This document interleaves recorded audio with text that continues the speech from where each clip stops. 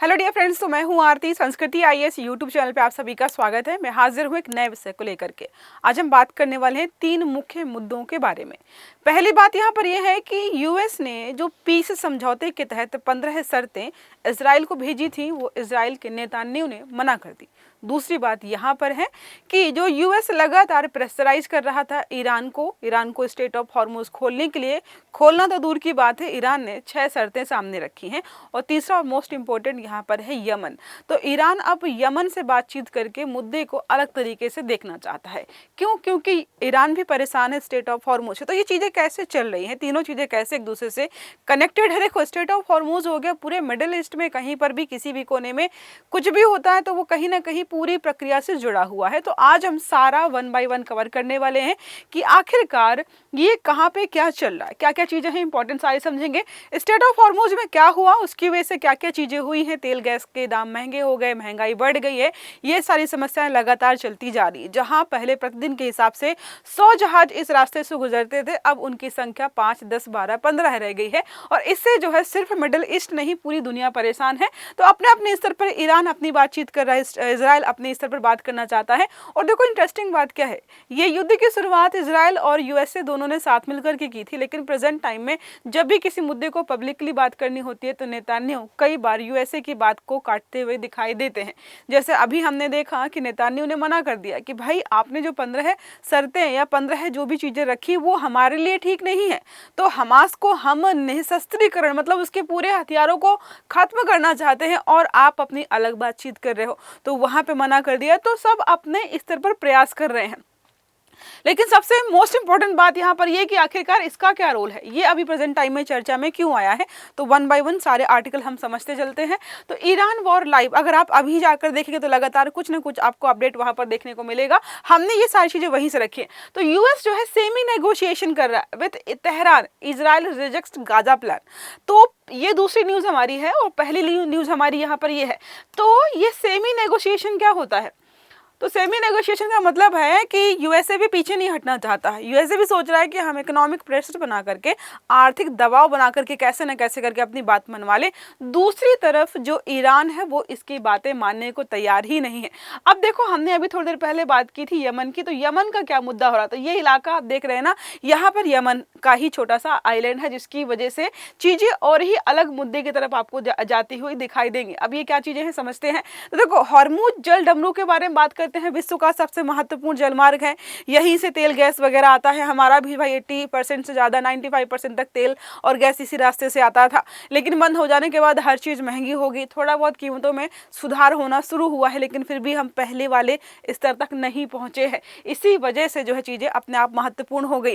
अब बात यह है कि चीजें यहीं तक सीमित नहीं रही हैं, ये लाल सागर होते हुए बाबल मंदेब और अन्य भी जगहों पर फैलती जा रही, क्योंकि हमले लगातार अलग अलग जगहों पर हो रहे हैं। तो विश्व के कुल तेल व्यापार का 20 से 25% इसी मार्ग से होकर गुजरता है।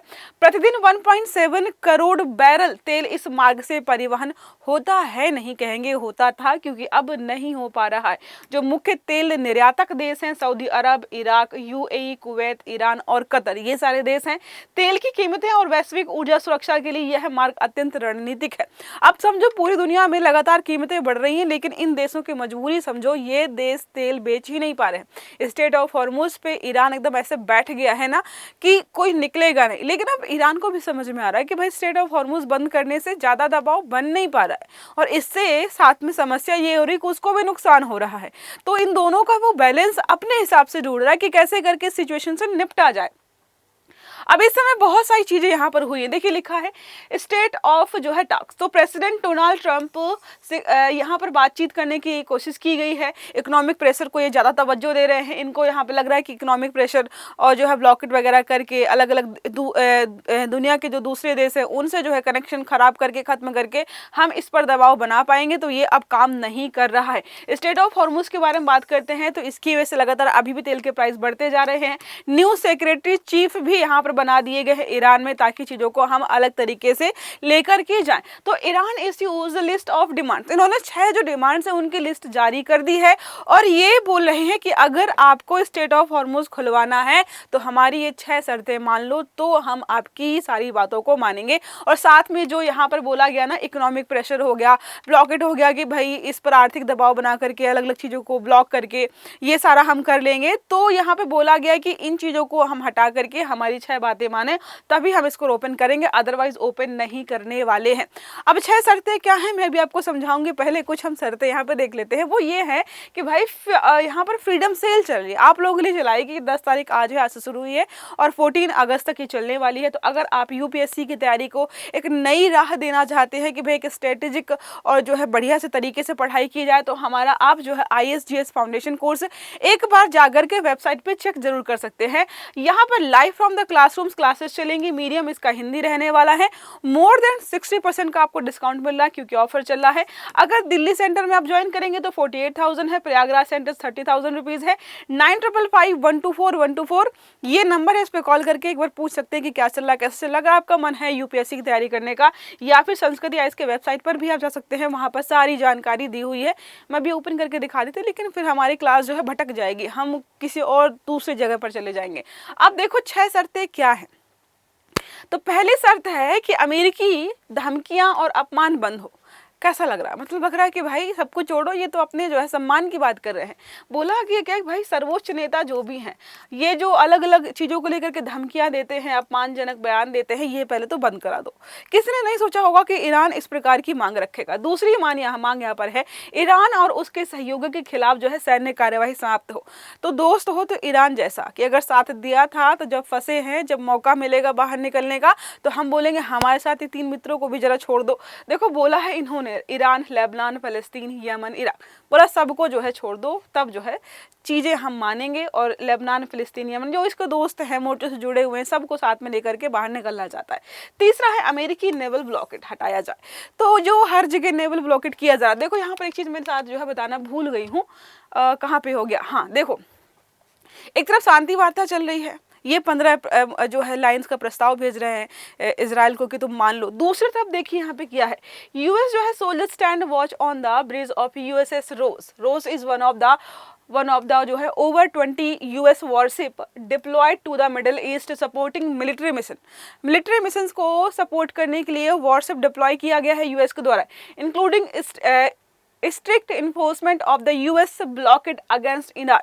तो ईरान के खिलाफ जो ब्लॉकेट किया गया उसको और मजबूत करने के लिए एज ऑफ अगस्त 9 अगस्त की हम बात कर रहे हैं, CENTCOM has redirected 55 commercial vessel disabled two and boarded to ensure compliance. तो ये लगातार वहां पर जो है तैनाती कर रहे हैं, दूसरी तरफ बात कर रहे हैं कि भाई बातचीत को मान लिया जाए। ये हो गया। तो तीसरा हमारा है नेवल ब्लॉकेट, मांगा है भाई कि इसको हटा दो जरा तुम।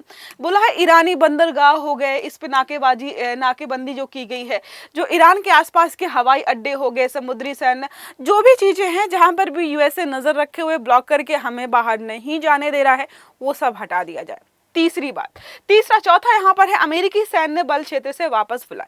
तो अमेरिकी सैन्य बल हर जगह बैठे हुए हैं। आपने देखा होगा कि ईरान जो है, ईरान के अलावा ईरान के जो भी हुती समर्थक हैं, उन्होंने अलग अलग देशों पर हमले करने शुरू किए थे, क्योंकि उनका मानना था कि अगर आप यूएसए की नेवल बेस अपने यहाँ पे बनाने दे रहे हो तो ह्यूतीज भी आप पर या जो है अलग प्रकार के हमास के ग्रुप्स जो है हमला कर सकते हैं। तो बोला गया कि ये सारा जो है यहाँ से हटा दो। 5वीं शर्त है युद्ध से हुए नुकसान का पूरा मुआवजा दो। तो ऐसा लग रहा है यूएसए ही मुआवजा दे देगा, भाई मांग रहे हैं कि क्षतिपूर्ति जो भी है सब दे दो। और छठवां है प्रतिबंध हटे, फ्रोजन एसेट्स जारी किए जाए।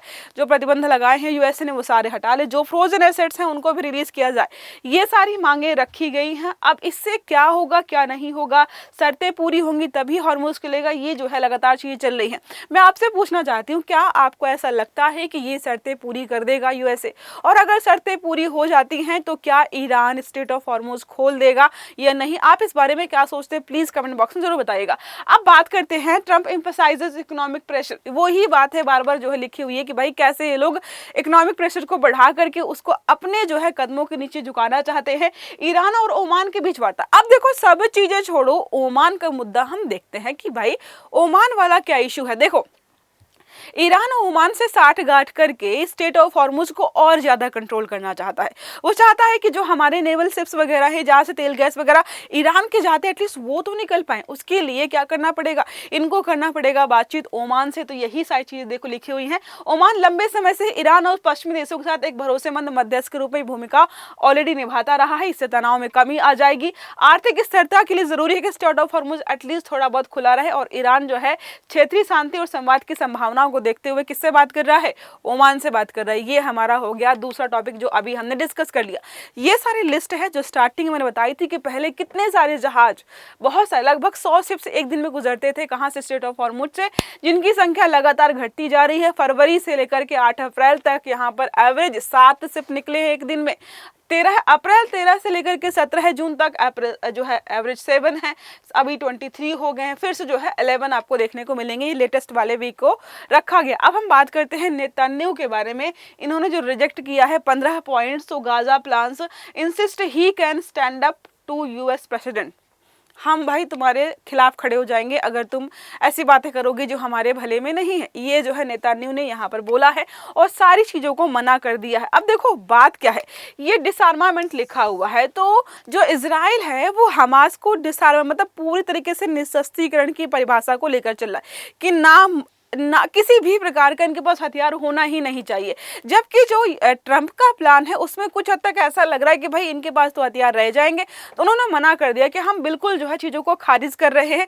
अब अगर बात करते हैं इजराइल को लेकर के, तो काफ़ी सारे लोग ऐसा मानते हैं कि शांति समझौता या शांति को लेकर के बातचीत अक्टूबर में हो भी गई थी। उसके बावजूद भी इजराइल ने लगातार हमले किए हैं। लगभग अभी तक 1000 से ज़्यादा लोग मारे गए हैं, जिसमें नॉर्मल लोग शामिल थे, बच्चे भी शामिल थे।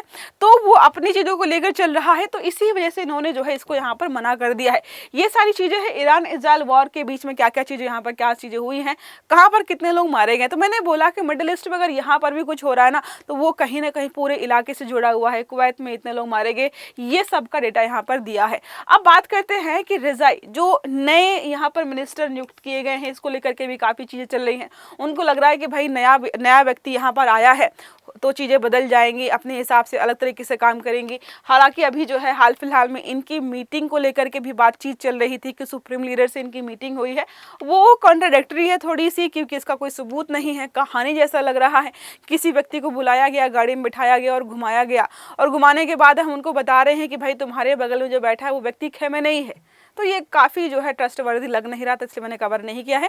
बाकी छोटा सा आर्टिकल था जिसमें हमने काफ़ी सारे पहलुओं को ऐड किया है। मैंने स्टेट ऑफ हॉर्मुज कहाँ है, क्या है, कैसे, बहुत ज़्यादा फोकस नहीं किया, क्योंकि अभी तक हम 1000 बार पढ़ चुके हैं कि क्या कैसी चीज़ें कहाँ पर हो रही हैं।